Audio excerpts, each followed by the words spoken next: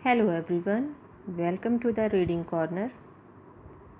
आज जो हम बुक पढ़ने जा रहे हैं उसका टाइटल है 41 bed time story, 41 bed time stories, जिसके कि प्रकाशन का नाम है राजा पॉकेट बुक्स और संकलन किया है छवि गुप्ता जी ने।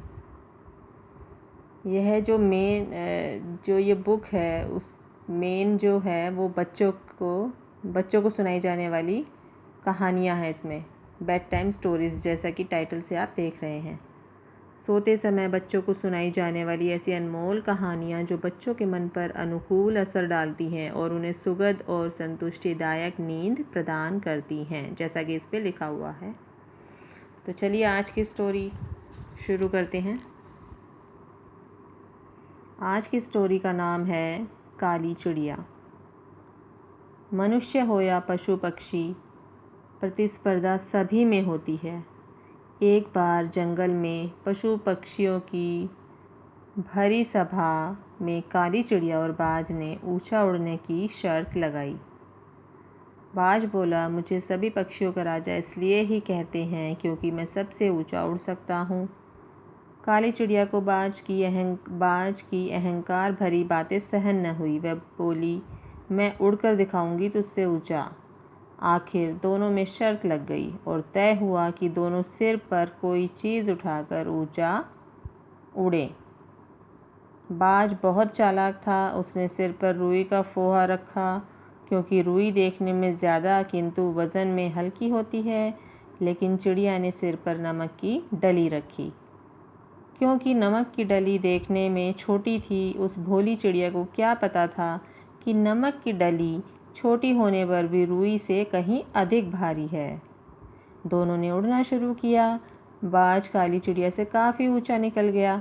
सबको निश्चय हो गया कि कुछ ही देर में काली चिड़िया हार मान लेगी और विजय की माला बाज के गले की शोभा बढ़ाएगी। दोनों ऊंचे उड़ते उड़ते बादलों में पहुंच गए।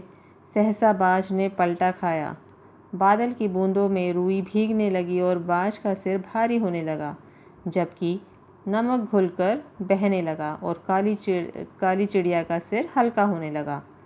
दोनों उड़ते गए, ऊंचे और फिर और भी ऊंचे। सिर का बोझ हल्का होने से काली चिड़िया के पंखों में मानो नई ताकत आ गई। अब तो काली चिड़िया ने पंख और ज़ोर से फड़फड़ाए और वह ऊंचे उड़कर बाज के बराबर आ गई। नीचे पशु पक्षियों ने जब देखा कि दोनों एक दूसरे के बराबर उड़ रहे हैं तो वे तालियां बजाने लगे। उनकी तालियों की गड़गड़ाहट और किलकारियों से सारा जंगल और आकाश गूंज उठा। दोनों और भी तेज़ी से पंख फड़फड़ाने लगे और एक दूसरे से आगे निकलने की जी तोड़ कोशिशें करने लगे, परंतु काली चिड़िया ने बाज को नीचे छोड़ दिया। वह उड़ती गई, बाज से ऊंचे फिर और भी ऊंचे। आखिर बाज ने हार मान ली और दोनों पक्षी नीचे धरती पर उतर आए, जहाँ काली चिड़िया का तालियों, किलकारियों, शाबाश और जिंदाबाद के नारों से ज़ोरदार स्वागत किया गया और उसके गले में विजय का हार पहनाया गया। परंतु नमक के पानी के प्रभाव से काली चिड़िया के सिर पर बाल झड़ने शुरू हो गए, यहाँ तक कि अंत में काली चिड़िया का सिर बिल्कुल गंजा हो गया। तब से आज तक काली चिड़िया के वंश में सभी गंजे होते हैं। यह गंजापन इंसानों की तरह उनकी शर्मिंदगी का नहीं, बल्कि उनके गौरव का प्रतीक है।